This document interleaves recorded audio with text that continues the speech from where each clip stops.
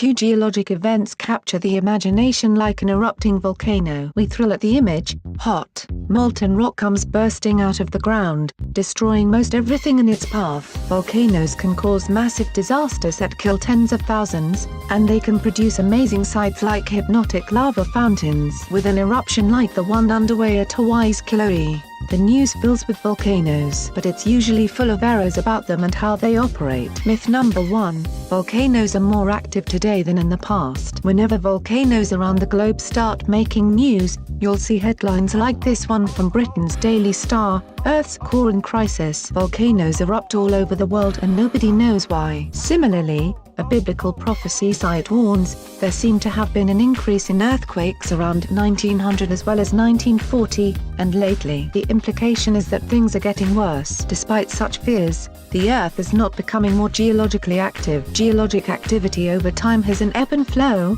with some patches that have more eruptions or earthquakes and some patches that have fewer. At any given moment, there are at least 8 to 12 volcanoes erupting around the world, which is to say, it's always happening, and there's no reason to think those numbers have varied much over time. The Smithsonian's Global Volcanism Program keeps a list. With our modern ability to monitor volcanoes in many remote locations thanks to satellites, and the speed with which news travels around the globe today, an eruption that might have gone unnoticed 100 years ago is bound to make headlines in 2018. The world is not more volcanically active, we're just more volcanically aware. Myth number 2: volcanoes belch out smoke when they erupt. News reports often relay bulletins like volcano erupts sending smoke 30,000 feet into air, as the Mirror recently did. A travel writer who visited Japan's Mount Sakurajima in 2014 noted that ash and smoke easily reached up to 5,000 feet, and Reuters claimed in 2010 that Indonesia's Mount Merapi was crowded with smoke during an active period. For volcanologists like me, the word smoke is deeply frustrating, because it elides some of the real harm volcanoes can do. While it's true that volcanoes can blast material 30,000 feet up, and sometimes much higher, none of it is smoke. Volcanic ash is not created from anything burning but rather from lava and rock that is shattered into tiny pieces less than 2 millimeters across. This ash looks like smoke when it billows upward, carried by volcanic gases like water vapor, but it's really a giant cloud of glass shards. This is why volcanic ash is so dangerous to inhale. Broken glass can damage your lungs if you breathe in enough of it, much as fiberglass can if you work around it without a mask. Worse, it can kill you, as fluid fills your lungs, mixing with the ash to make a cement. Volcanic ash is also very bad for airplanes in a way that mere smoke isn't. The ash will melt in aircraft engines, clogging the fuel lines and other parts, and causing the engines to stall. That's why airspace over much of Europe was closed for 7 days during the 2010 eruption of Iceland's volcano. Myth number 3: volcanoes can be overdue for an eruption. People love patterns, so the idea that volcanoes erupt on a schedule is one that has been around for a while, especially when the volcanoes are near big cities like Tokyo. Mount Fuji last blew in 1708, in one of Japan's largest eruptions of the last millennium. The hiatus that has followed led one Japanese volcanologist to worry in 2006 that it had been too long since the last eruption, suggesting that another one might be coming. Similarly, you'll sometimes find news organizations such as the BBC declaring that we're overdue for a supervolcano eruption, since the last one happened in Toba, Indonesia. But volcanoes don't care about schedules. They don't slowly refill between eruptions and then burst when they're full.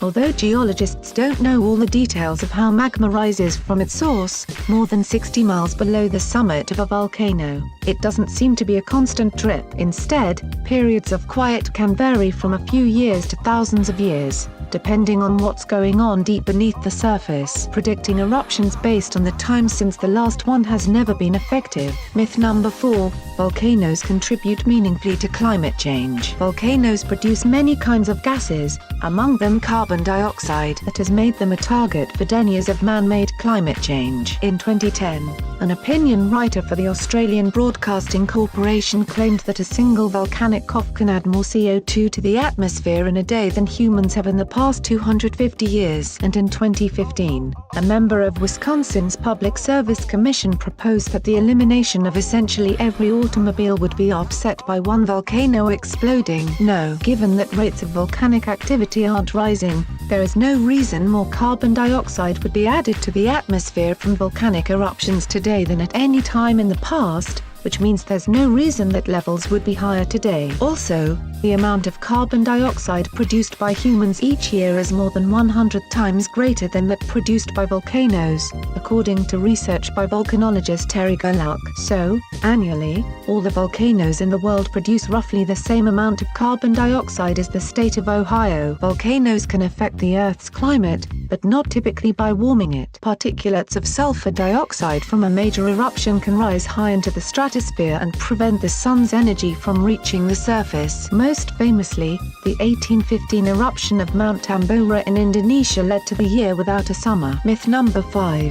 Volcanoes and earthquakes in the Ring of Fire are connected. We hear it all the time: volcanoes are erupting in the Ring of Fire, an area of intense tectonic activity around the Pacific Ocean. News articles tend to lump geologic events in the area together, as Channel News Asia did in January, when it reported, volcanic eruptions and earthquakes in Asia and Alaska over 2 days show that the Pacific Ring of Fire is active, suggesting that they are linked, even if they are halfway around the globe from one another. Other times, sites like Waking Times will speculate that the events are leading to something larger. ALLIs are on the Pacific Ring of Fire, as a growing list of volcanic eruptions and tectonic tremors are pointing to a potentially major event in the near future. The phrase Ring of Fire is evocative, but that is about as far as it goes. Geologically speaking, the Ring of Fire isn't anything more than a coincidence of volcanoes and earthquakes. The supposed ring doesn't even encircle the whole Pacific Ocean. Sometimes it includes locations beyond the Pacific, such as Indonesia. Underneath all these regions, large tectonic plates interact as they move on the Earth's mantle. But the volcanoes and earthquakes in the Ring of Fire are not directly linked, so when eruptions or earthquakes occur simultaneously in Japan and Chile, it's not because they are triggering each other. In fact, there is very little evidence that earthquakes or other volcanoes can cause a volcano to erupt. Share this video with your friends and family. Like and share this video on Facebook and Twitter if you agree. Don't forget to support this channel by clicking on the donation link down below and subscribing so you never miss any of our trending reports. What do you think about this video? Scroll down to comment below. Now if you are seeking the latest trends in fashion, and electronics and gifts and more at the best prices, please feel free to visit www.atthismall.com. Once again, that is www.atthismall.com. If you are seeking the best in facial and clear skin regimens and products for women and men, including an opportunity to earn residual income, please visit our partner at www.jdro.my, r&f.com. All links are in the description box below.